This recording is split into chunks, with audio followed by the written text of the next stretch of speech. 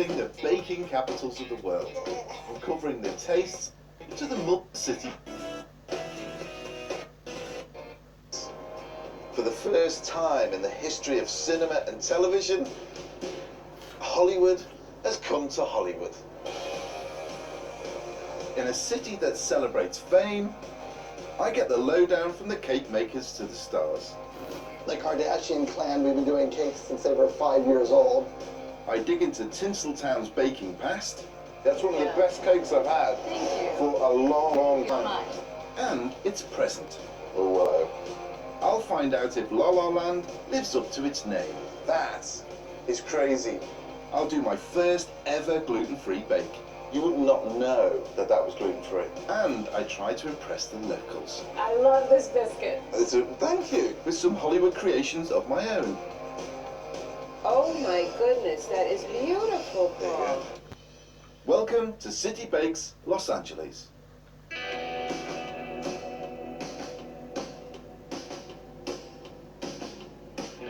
I've just touched down in LA, the movie and entertainment capital of America. Tinseltown. Over 350,000 people are employed in the showbiz industry here in one way or another. You do sort of feel you're in the heart of something special, something glamorous. From its beaches to its aspirational postcodes, it's instantly recognizable. But there's one landmark that interests me more than most. I have to go and see the Hollywood sign, the Hollywood sign. And I can see it through the trees up there. Look at that.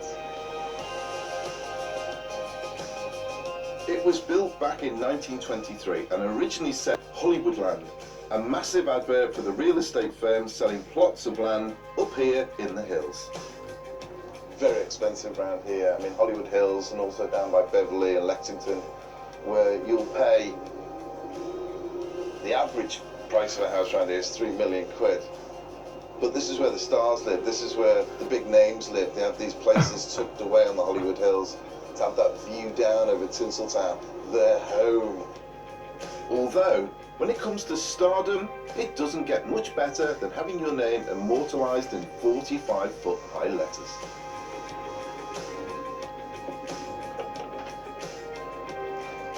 It feels quite surreal being here.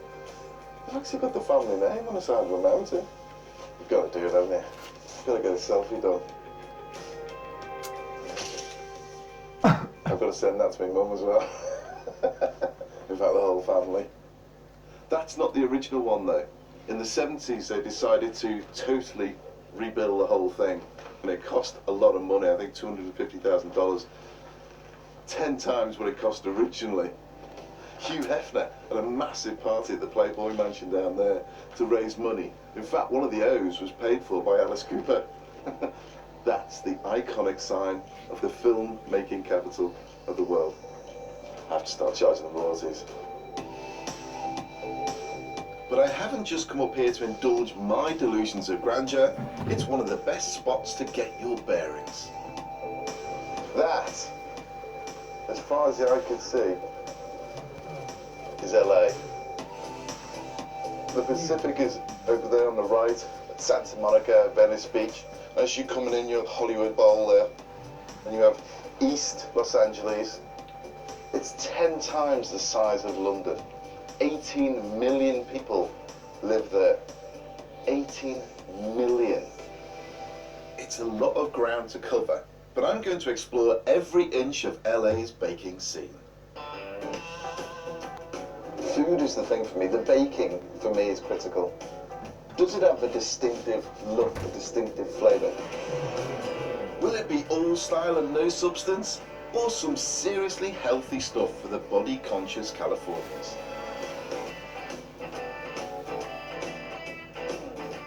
My first stop is going to be downtown LA.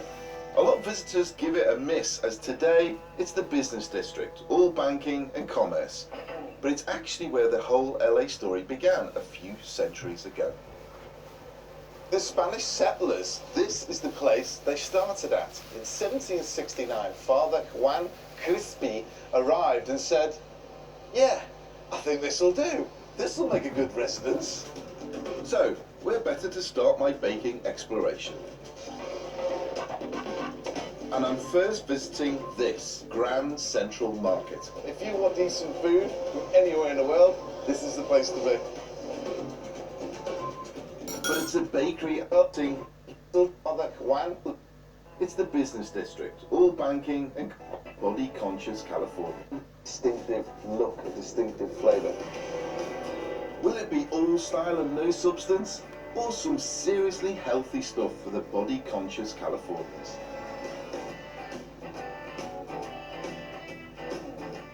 My first stop is going to be downtown LA. A lot of visitors give it a miss, as today it's the business district, all banking and commerce. But it's actually where the whole LA story began a few centuries ago. The Spanish settlers, this is the place they started at. In 1769, Father Juan Crispy arrived and said, yeah, I think this'll do. This'll make a good residence. So, where better to start my baking exploration? And I'm first visiting this Grand Central Market. If you want decent food from anywhere in the world, this is the place to be. But it's a bakery I'm actually looking for, which I've been told is an absolute must.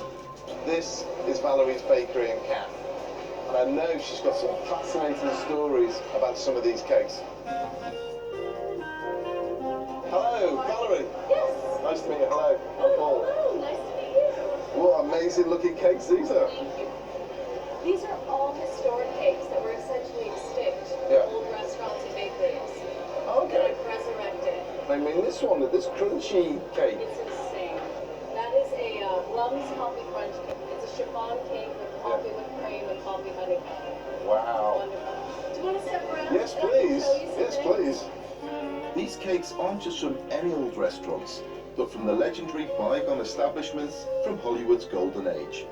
The favourites of the big screen stars back in the 50s and 60s. So how many years ago did this cake disappear? About 30 years ago. Okay, in the 80s. Exactly. Okay. It's a cake that I had tasted as a small child. It's fascinating. It's a fascinating cake. How did it disappear? You know, when bakeries, when restaurants close, there go the recipes with them. Where did you get the recipe?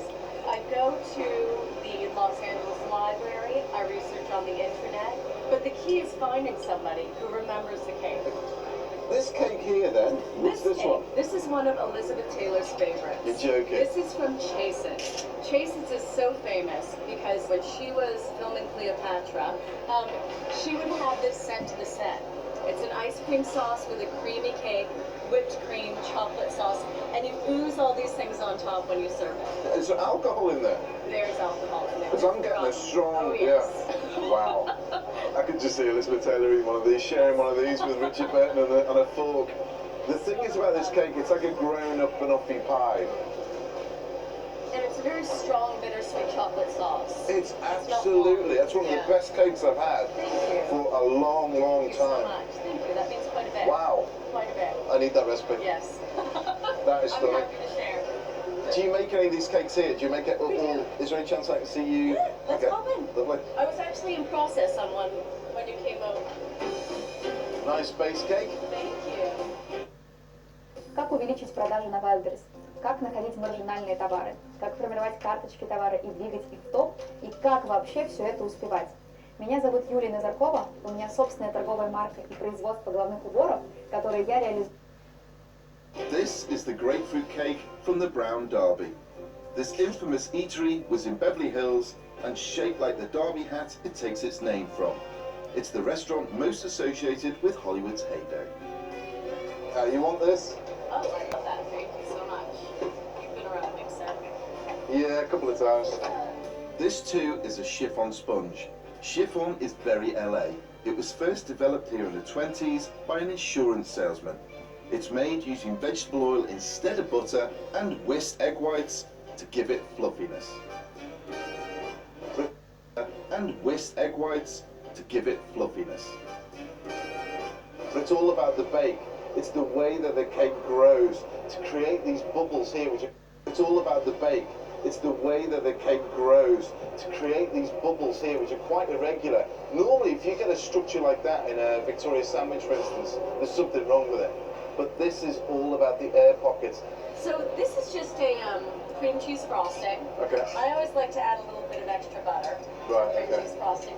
With it. But this is all about the air pockets. So this is just a cream cheese frosting. Okay. I always like to add a little bit of extra butter. Right, Cream okay. cheese frosting because butter's my friend. It's also got added extras of grapefruit and lemon zest. The grapefruit cake originally had canned grapefruit in syrup that you were supposed to actually mix into the frosting. Yeah. Didn't feel romantic or delicious to me, and so I took a little bit of liberty to it. I think you've done a good job with that, to be honest. Do you want to help me with this? Yeah, of course. Instead, Valerie uses fresh pink grapefruit. You know, we're so spoiled, I always say, in California, Yeah. because we get this amazing produce. We're finishing off with a thin, smooth layer of frosting. You want to fill in your edges, of course. And more grapefruit segments. Looks lovely. Pure 50s Hollywood elegance. Not talking about me, but with one already sliced at the counter, it's back out front. Oh, it is spectacular. I've had a problem with grapefruit in the past that sometimes you can't get the flavour coming through. Yes. But honestly, have a look at that. What you've actually got is a buttercream that keeps the coolness, and then you get that sharpness that comes from the citrus. Together, it is absolutely delicious, and it feels quite, it feels that it's good for you. It doesn't feel like a cake. It feels virtuous. Doesn't it? Yeah. What Valerie's done is she's basically been a baking archaeologist. It's one thing creating a cake to make it look like a picture. It's a whole different ball game to get the flavour right as well. And to get those two things together is baking alchemy. Thank you very much for today. And I think your knowledge is phenomenal. Thank you. Take care. Thank you. Bye-bye.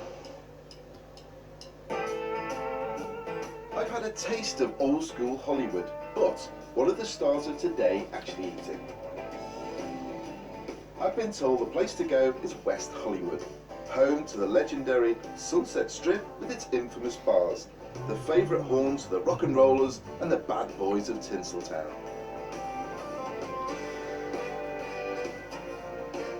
And as the sun literally sets, the cake shop I'm looking for is the bakery of choice for modern A-listers. It's called Cake and Art. It's right there. And look at some of the stuff in the window here. Come look at this. That's a piece of art, it's not just a piece of cake. That is impressive. I want to see what else they do.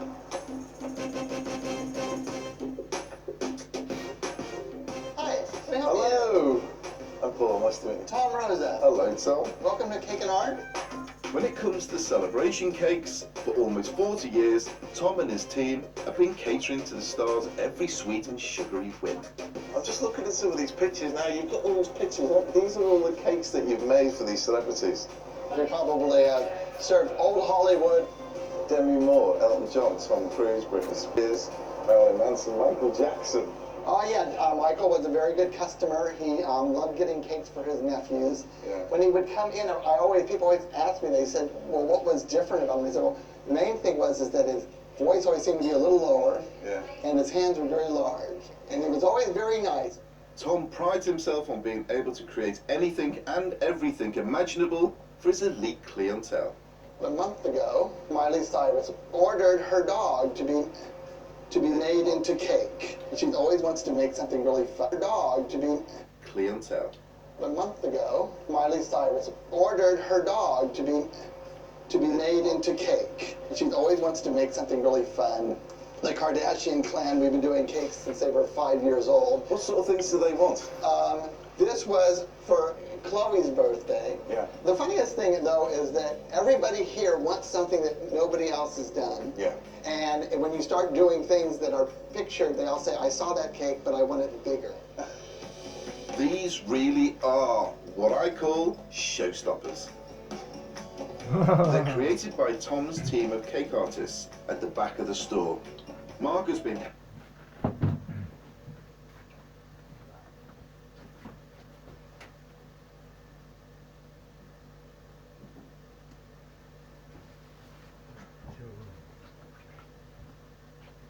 Спасибо вам. Спасибо вам. Спасибо.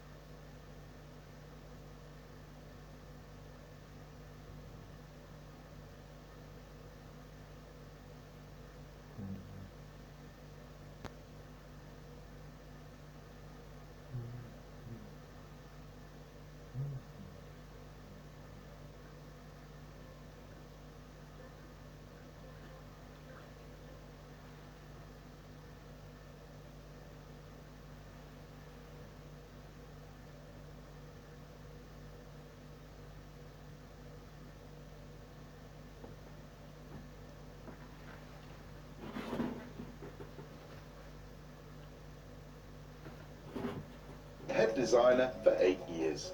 I mean, first of all, I'm fascinated with this because it looks like you're making a right pig's ear of it, but actually, it looks. That's really good. Pig's ear of it, but actually, it looks like you're making a right pig's ear of it, but actually, it looks. That's really good.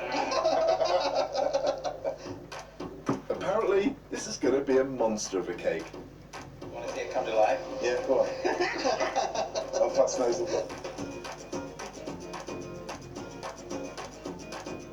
I mean, what is, to date, most expensive cake you've made? What have you I tried? would say that in today's dollars, probably around 35,000. Wow.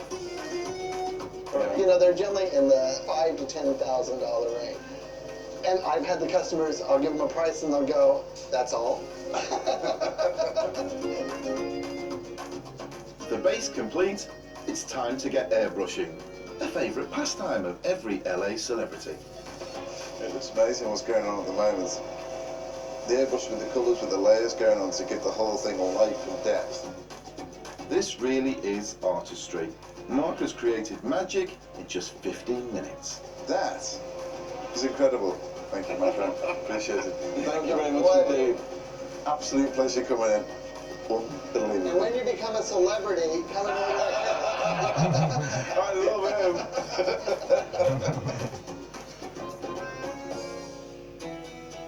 Next, I discover what the new kids on the block are baking up. Everything is vegan. Everything is vegan. Yes. That's very LA. Yes.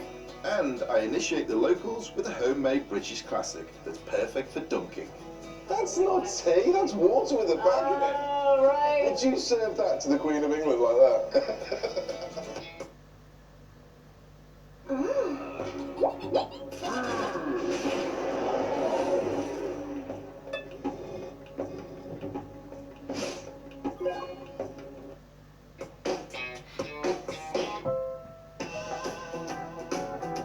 It's a sunny day in LA and I'm hitting the freeway. With nearly 20,000 miles of tarmac, more than any other US city, LA is perfect for petrol heads. When you go through a tunnel, you've got to do this. Oh, yeah. Oh, another one. I'm like a big...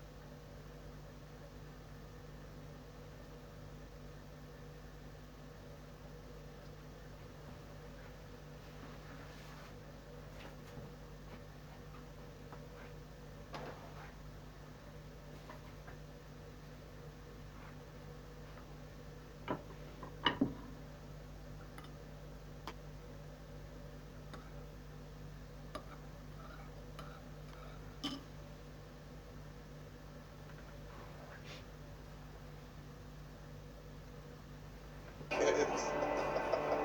I never stop loving that. This morning, I'm heading to northeast LA in search of an American classic, donuts. Donuts are synonymous with, well, America really. You always think of all the big movies where the coppers pull over and buy a load of donuts.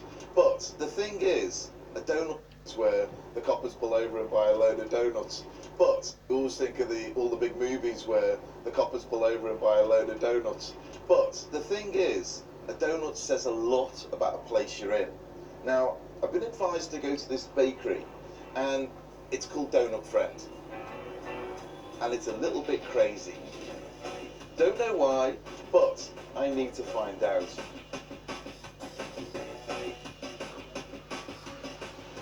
Hi, welcome. Hello, how are you? I'm fine, thank you. Have you ever been here before? I haven't. Perfect. I have a few menus here for you to take a look at.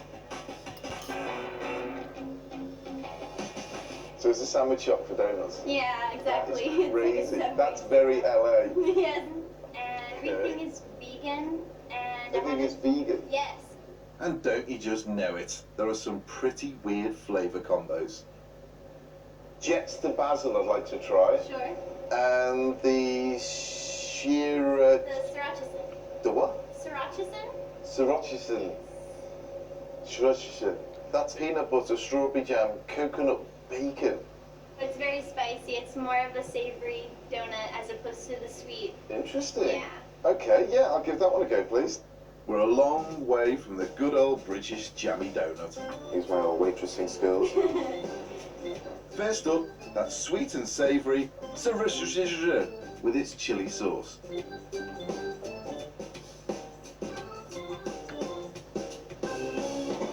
Don't like that one. If I'm honest, it's too spicy for me. That sauce is quite hot. And then blended with the sweetness, my mouth's going, what am I doing? So, no to that one. Now we've got this one, which is Jets to basil. Filled with strawberry jam, vegan cream cheese and fresh basil, topped with vanilla icing with a balsamic reduction. I get the basil. It's got a nice flavour actually, the balsamic I'm getting as well. And it's sweet and a little bit of a kick to it. This is mango, I think. So soft, so fresh. But the one I'm really looking forward to is chocolate. The peanut butter inside.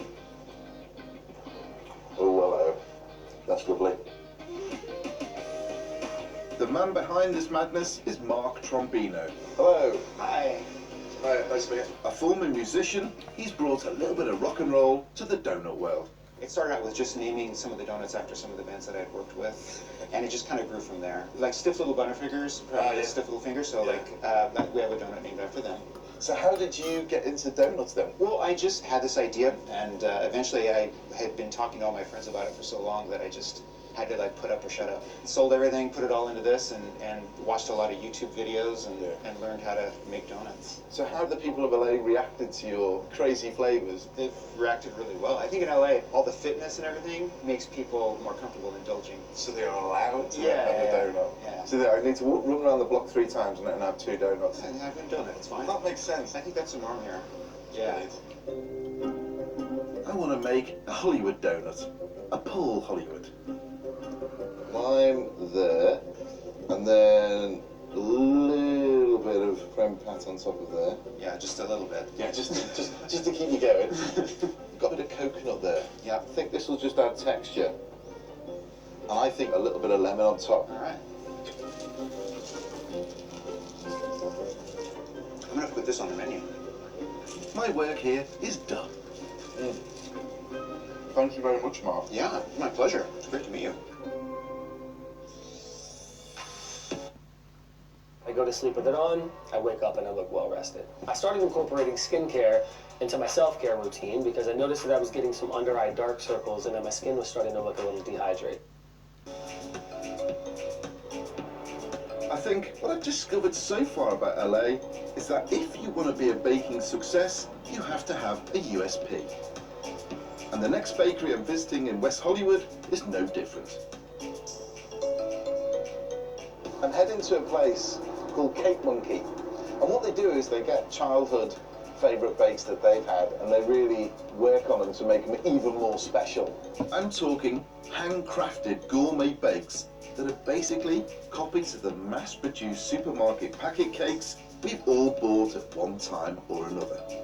I'm looking forward to this actually. I have my... We've all bought basically copies of the mass-produced supermarket packet cakes we've all bought at one time or another. I'm looking forward to this actually. I have my childhood bakes. Are they the same as the American Dream? I don't know. I mean, they're cookies and biscuits. Their scones are called scones, but they're not. They're biscuits, and their cookies are biscuits, but to us they're... I don't know. Hello! Hello, welcome! Lisa? Yes, Lisa. Hello, nice to meet you. Well, nice Hello, to meet you. Elizabeth, nice to meet you. Hello. I want to see what you do. What sort of things do you do, and why do you do it? I grew up eating these things every day. My mother would give me a Pop-Tart for breakfast. I came home from school, I had a ho-ho. A what? A ho-ho. Ho-ho? Yes. You replicated them? Yes. Because you can't buy them anymore? You can, but you can't get them anywhere without the trans fats and the artificial ingredients. So we set out to make the, upscale versions of these things. So with all high quality ingredients, premium chocolate, real buttercream. Okay, I need to try some. All right. Could you line some of them up here, please? Yeah. That'd be amazing. Yeah. First up, the girls' bestseller, El Rolo, their take on a ho-ho. Now, I'm no Sherlock Holmes, but this looks suspiciously like a chocolate mini roll to me. This is what the inspiration was. We have a similar one in Britain. Okay. Yours is a lot more, what's the word I'm looking for? Unctuous. Good word. Okay. Next up, the girls' version of ding-dongs. Ding-dongs? Ding-dongs.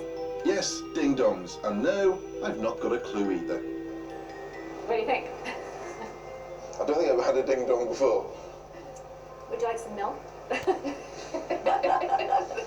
Do you do tea? We do tea, yes. Really? That'd be delicious. The thing is, they actually taste amazing. The chocolate's rich, you can taste that. It's very Moorish. While my cup is brewing, time for something I'm a bit more familiar with, a Pop-Tart. That's great. There's so many textures going on in there.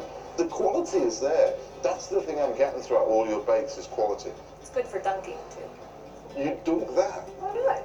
Are you serious? The dunkers here. You gotta dunk. Absolutely. I'm on your side. You're leaning against an open door there. Speaking of dunking... Is that my tea? Oh, I'm sorry, yes. That's right.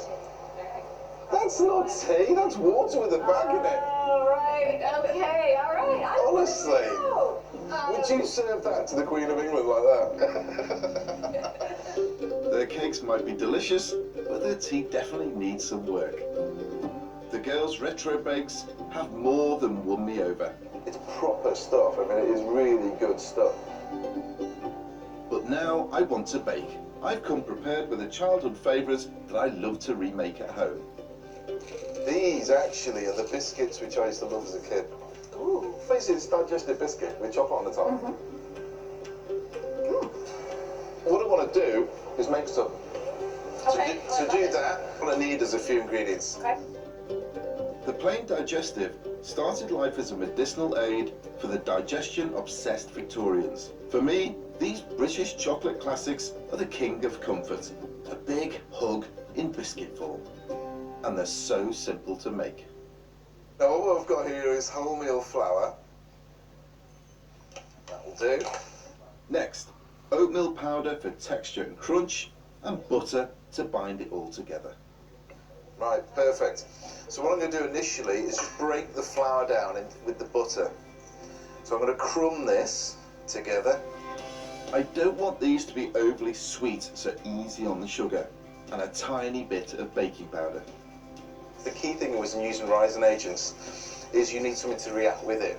So to this I'm going to add a little bit of milk, otherwise it will be too dense. It'll be like a mud pack. A little pinch of salt. And I'm going to work all this together to form a solid paste. You can see what I've done there, literally just brought that paste together. You can see actually the texture inside it as well. It's quite rough, you know. That needs to firm up so it's easier to roll. So wrap it in greaseproof paper pop it in the fridge for around 20 minutes. That just solidifies the butter and just allows you to roll it out that little bit easier. Thank you very much indeed. Right, there it is. Lovely. Now what I'm going to do is actually roll it out between two sheets of paper, just prevents it from sticking too much, and you can just peel it off, and it's just much, much easier. Always start from the middle, never go from the bottom and try and roll it up. And keep on turning it all the time. Now I'm just going to cut out some little discs, which are going to be my biscuits. So do you have anything that's called cookie in Yeah, cookie is a biscuit essentially that's got lots of butter in it, so it bends. Okay. So that biscuit tends to snap. Prick the biscuits with a skewer and they go into the oven at 190 degrees C for around 20 minutes. Then leave to cool down completely before adding the melted chocolate topping. Then just gently take it out towards the edge. Doesn't matter if it dribbles a little bit down the side. And for the signature pattern, while the chocolate's still wet, grab that skewer again. And the other way. And that gives you those slight little ridges. Now you need to leave them now to set. And once they're set, then you can eat them with a cup of tea. Okay, Paul, let's see how this works. And I've decided to join you in your tradition. That looks perfect. Grab a biscuit. Okay. I love them. They're great for dunking. It gives me the sweetness that I need. And the goodness as well. You've got that Yes, whole and I'm eating a healthy cookie. No, you're eating a healthy... digestive biscuit. No, biscuit, that's the Okay, I love this biscuit. Thank you. Mission accomplished. Coming up, in a City Bakes First, I get to grips with gluten-free baking. You would not know that that was gluten-free. And I get a load of these. Purple balls. Delicious purple balls. That's what they are. Quels sont les métiers les mieux payés sur Terre? Médecins, avocats ou encore chimistes? Ces personnes touchent en moyenne un salaire de 7 000 € par mois. Ils ont un grand diplôme, un bac+5 minimum, et ils ont une carrière déjà avancée avec 10 ans d'expérience. Mais alors, pourquoi je touche autant qu'eux alors que j'ai rien de tout ça? Pas de diplôme, pas d'expérience. I'm in LA, the city of dreams, searching out the cakes and bakes that make this place magical. I can just see Elizabeth Taylor sharing one of these with Richard Burton on a fork. So far, it's been very glamorous and a little bit bonkers. The sriracha. The what? Sriracha? Sriracha. Yes. Sriracha. But today is special. You could say it's a Hollywood scoop. For the first time ever, I am going to bake gluten-free. Most people think because I'm a baker, I can bake like that. It's totally alien to me. Fundamentally, I deal with wheat. That's my job. That's how I bake. That's all I know. So for me, I'm curious. I want to learn about how to bake free from. But if anyone can teach this old dog some new tricks, it's my next baker, Janice Levine. She takes free from baking to a whole new level. She does gluten-free. She does dairy-free. She does nut-free. She does oil-free. She does pretty much everything free. I just hope it's not free from taste. Hello, Janice. Oh, hi. Nice to meet you, Paul. Nice to meet Hello, you, nice to meet you. Paul. So, where did it all start for you? Well, about 13 years ago, I found out I couldn't have gluten or dairy anymore. You were diagnosed as celiac. No, well, not exactly. Just intolerant to those things. Gluten is the protein in wheat, which for some people is indigestible. But it creates protein in wheat, which for some people is indigestible. But it creates elasticity in any dough. And for a bread man like me, that's critical.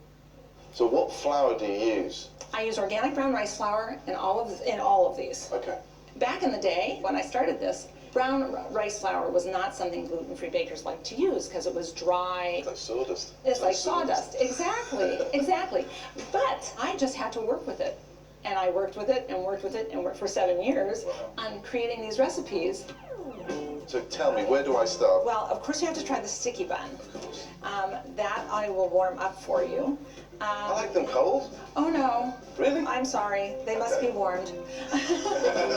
Janice's perfectly warmed up buns are made with brown rice flour, gluten-free oatmeal, potato starch, maple syrup, organic brown sugar, and cinnamon. The texture and the flavour is delicious. Thank you. It's really, yeah, I enjoy that. And I think the cinnamon in that is fantastic. Think of a Belgian bun that you conventionally buy. That's what it's like. That's the texture, that's the flavour. Yeah, I like that. But the one bake that relies on gluten more than any other is good old-fashioned bread. And you can't generally eat gluten-free bread just, you'd have to toast it. I mean, I actually quite like that. The flavour is there. The texture of that, honestly, look at the texture of that. You would not know that that was gluten-free. Even though it pains me to say it, because I am Mr. Flour. I think what I've seen so far is highly impressive. Thank you. The thing is, you can't kid me and say, oh yeah, that's the texture, that's what it's meant to be like. Because I know the difference. And to be honest, I can put my hand on my heart and tell you, it did taste very, very good. I want to see how she achieves it. So time for my first gluten-free baking lesson. We're making Janice's pumpkin muffins. We are going to mix together the dries in one bowl and the wets in another. Janice is in charge of the dry. So what flour is that? Organic brown rice flour. Yeah, it feels quite conventional. Yeah. There you go. Next, some potato starch, but just a little. Janice uses 4 times less of it than most gluten-free recipes. Trying to make something that makes me feel good. And if I ate something that was heavy with starch, I didn't feel good afterwards. Yeah. In my bowl, I've got all the wet stuff. Rice milk, pumpkin puree, organic cane juice, eggs because these aren't vegan muffins, coconut oil, and vanilla. I found that very tiny changes in ingredient measurements made a difference. Made a big difference. Back in the dry, Janice has added gluten-free baking powder, loads of spices, cinnamon, nutmeg, ginger, and finely refined brown sugar. Organic, of course. Well, we're going to combine these guys. Okay, you want this in there? Yes. It smells amazing, actually. I love the spices in this. I suppose dealing in the whole free-from, the addition of spices is critical, I think, because that's the thing that sits on your palate. Yes. That's the thing that people will remember when they bite into it. That's absolutely true. The pumpkin is giving it an incredible flavour, but I can see it's cleverly also acting as a thickening agent. Because you can see by that it looks quite glutinous, and yet there's nothing in there. No. Once folded, it's ready for the muffin cases. I'd use a piping bag for this. Oh yeah, that would be so professional. You're free from a piping bag as well. No, we are not free from piping bags. That would have been a great idea. Those go in the oven for 30 minutes. Okay, here they are. They're a little bit cool now. Well, it feels really spongy. It feels very, I daren't say it, but normal. No, I failed. Normal. Wow, flakes. It's crumbly. It feels like a non-gluten-free cake. And do you know what? The blend of spices is perfect. I came here with misconceptions that anything with free-from is going to be awful, and actually it wasn't. It was very, very tasty. It was good. Textures are always slightly different, which I got that as well. But overall, I think she's done an amazing job. I have nothing but respect for her. Yeah, I think you've started turning me. It's been lovely meeting you. Wonderful meeting. Thank you very much indeed. Thank you so much for coming. I'm going to carry on eating this now. Okay. I might take this one with me. Okay. That's honestly a first for me, but it doesn't surprise me that the bakeries in LA are leading the way when it comes to food trends. In fact, next I'm heading northeast to trendy Pasadena, because somewhere around here is a bakery whose purple cakes have created a social media storm. It's Cafe 86, and I'm here to see the owner, Ginger.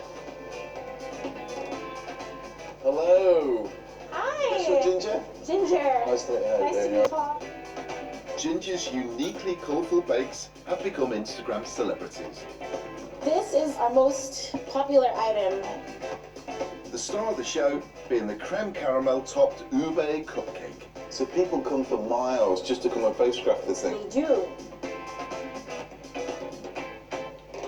But why is it all purple? Well, we're Filipino. Yeah. So growing up, everything we ate for dessert would have something purple in it, and it's called ube.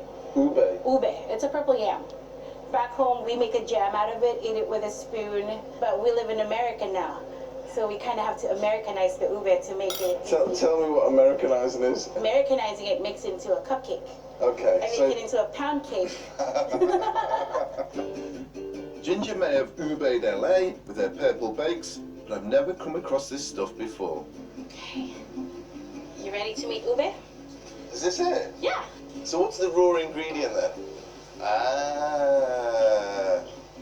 It looks very pretty. Yeah, it is. It is. Smells like a potato. Yeah, it smells like a potato.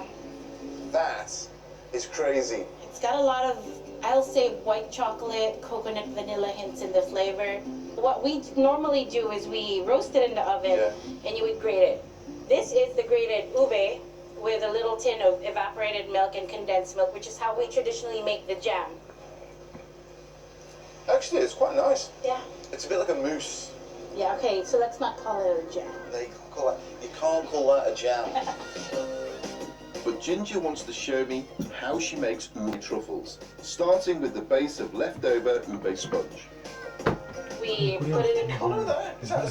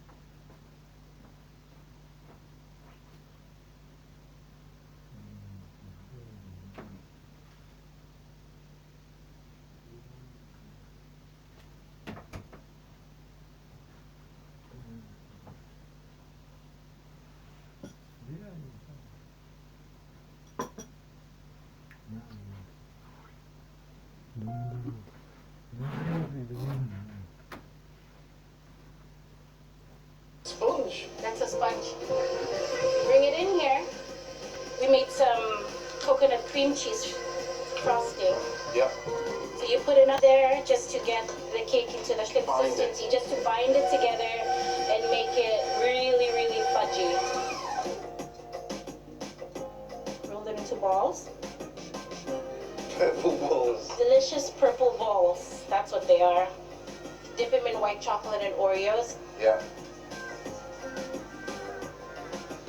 There you have your chocolate balls.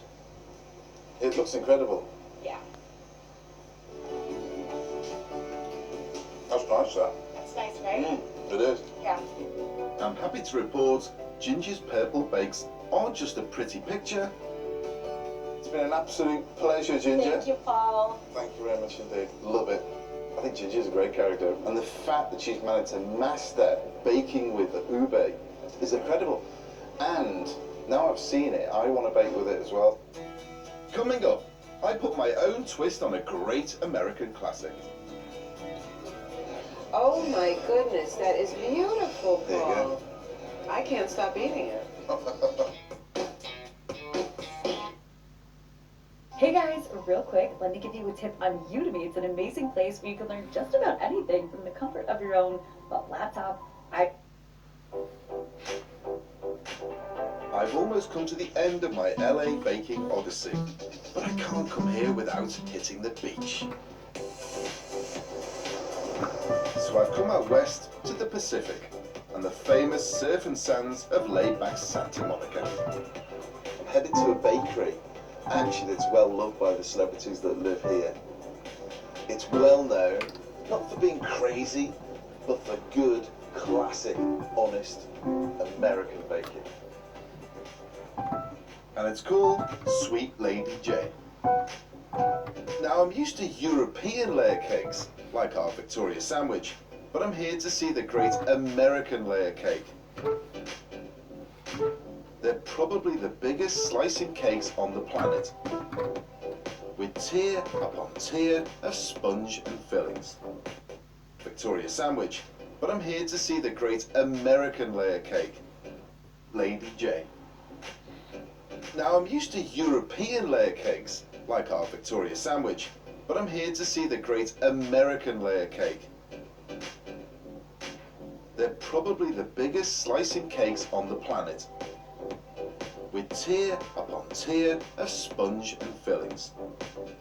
The thing is, for me, a layer cake is all about the proportions. You can't go too high because the whole cake will fall over.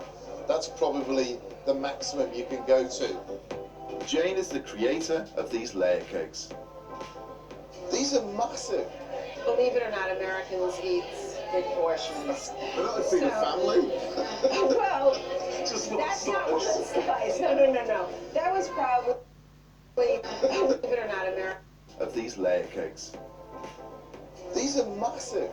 Believe it or not, Americans eat big portions. We're not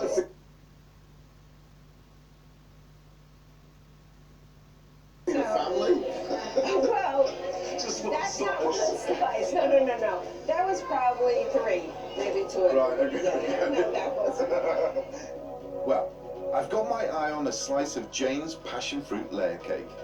Wow. That would be a regular size. Are you kidding me? No. You gotta get the whole thing in your mouth. I'll try. It's rich, but I think it's delicious. It's a great cake. I can see why these are a big hit with the local celebs. So, who's been here for you? Oh my God, we've had Jennifer Gardner, we've had Halle Berry. They come and pick up their own cakes, which is the beauty. No, they don't send anyone. We tried Barbara Streisand one day, and That's a big endorsement. that was the bomb for me. Yeah. She came in, and every eye just followed her into the room, and she ate lunch, and she bought a slice of our princess cake after lunch.